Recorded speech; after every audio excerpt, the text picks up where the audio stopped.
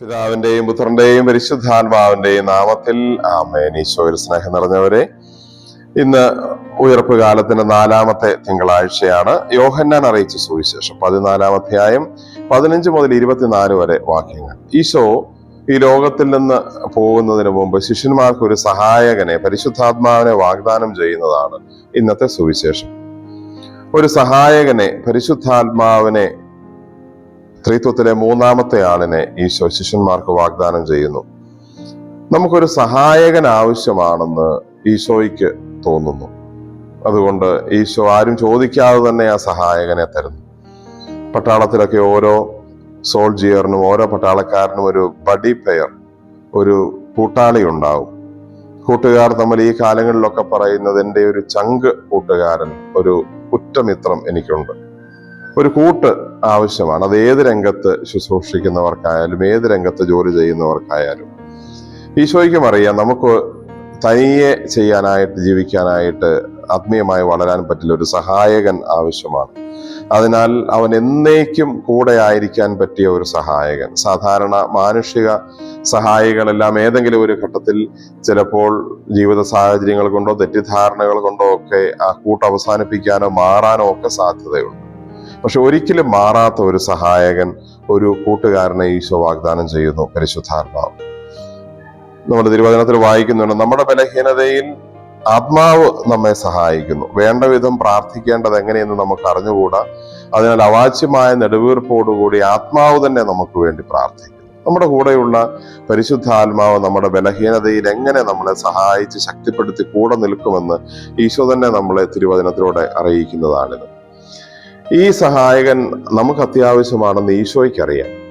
നമുക്ക് ആ ബോധ്യമുണ്ടോ എന്നുള്ളതാണ്. നമ്മൾ പലപ്പോഴും അതുകൊണ്ട് തന്നെ പരിശുദ്ധാത്മാവിന് വേണ്ടി തീവ്രമായി ആഗ്രഹിക്കുന്നുണ്ടോ? എനിക്ക് ദൈവത്തിന്റെ സഹായം, പരിശുദ്ധാത്മാവിന്റെ സഹായം, നമ്മുടെ കൂടെ എപ്പോഴുമുള്ള ഒരു ദൈവ സാന്നിധ്യത്തിന്റെ സഹായം എനിക്ക് ആവശ്യമുണ്ടെന്ന് എനിക്ക് ആ ബോധ്യമുണ്ടോ എന്ന് നമുക്ക് ആത്മശോധന ചെയ്യാം. അതുപോലെ തന്നെ ഈശോ ഇന്നത്തെ സുവിശേഷത്തിൽ പറയുന്ന മറ്റൊരു കാര്യം, എന്നെ സ്നേഹിക്കുന്നവൻ എൻ്റെ കൽപ്പനകൾ സ്വീകരിക്കുകയും പാലിക്കുകയും ചെയ്യും. ഉയർത്തെഴുന്നേറ്റ ഈശോയിൽ വിശ്വസിച്ച് ഉയർപ്പ് കാലത്തിന്റെ സന്തോഷത്തിൽ മുമ്പോട്ട് പോകുന്ന നമുക്ക് ഇനി എങ്ങനെ ജീവിക്കണമെന്നുള്ള മാർഗനിർദ്ദേശമാണ്. ഈശോയെ സ്നേഹിക്കുന്നവരാണ് നമ്മൾ. അതുകൊണ്ട് തന്നെ ഈശോയുടെ കൽപ്പനകൾ സ്വീകരിക്കുകയും മനസ്സിൽ സ്വീകരിക്കുകയും അത് പ്രവൃത്തിയിൽ പാലിക്കുകയും ചെയ്യണം. നമ്മുടെ മനസ്സും പ്രവൃത്തിയും ഒരുപോലെ പ്രസക്തമാകുന്നതും പ്രാധാന്യമുള്ളതാകുന്നതും ഇവിടെ തിരുവചനം നമ്മളോട് പറയുകയാണ്. മനസ്സിൽ അവ കൽപ്പനകൾ സ്വീകരിക്കണം, അത് പ്രവൃത്തിയിൽ പാലിക്കുകയും ചെയ്യണം. ഉയർത്തെഴുന്നേറ്റ ഈശോയെ ഞാൻ സ്നേഹിക്കുന്നുണ്ടോ എന്ന് അതുവഴി തെളിയിക്കാനുള്ള ഒരു അവസരം കൂടി എനിക്ക് നൽകുകയാണ്. കൽപ്പനകൾ, സ്നേഹത്തിന്റെ കൽപ്പനകൾ, ക്ഷമയുടെ കൽപ്പന, അങ്ങനെ കൽപ്പനകൾ സ്വീകരിക്കാനും പാലിക്കാനും എനിക്ക് സാധിക്കുന്നുണ്ടോ എന്നതിന്റെ അടിസ്ഥാനത്തിലാണ് ഉയർത്തെഴുന്നേറ്റ ഈശോയിലുള്ള ജീവിതം എൻ്റെ എത്രമാത്രം മെച്ചപ്പെട്ടതാണ് എന്നെനിക്ക് ആത്മശോധന ചെയ്യാൻ പറ്റുന്നത്. നമുക്ക് പ്രാർത്ഥിക്കാം. കർത്താവായ ഈശോയെ, ഞങ്ങളങ്ങേ ആരാധിക്കുന്നു, സ്തുതിക്കുന്നു, നന്ദി പറയുന്നു. ഞങ്ങൾക്ക് സഹായകനായി പരിശുദ്ധാത്മാവിനെ നൽകിയതിന് നന്ദി പറയുന്നു. അങ്ങയുടെ കൽപ്പനകൾ പാലിച്ച്, അങ്ങയുടെ പ്രമാണങ്ങൾ ഹൃദയത്തിൽ സ്വീകരിച്ച് ജീവിക്കാനും അത് പ്രവൃത്തിയിൽ പാലിക്കാനും ഞങ്ങളുടെ മാനുഷികമായ ബലഹീനതയിൽ ഞങ്ങൾക്ക് സ്വയമേവ സാധിക്കില്ലല്ലോ.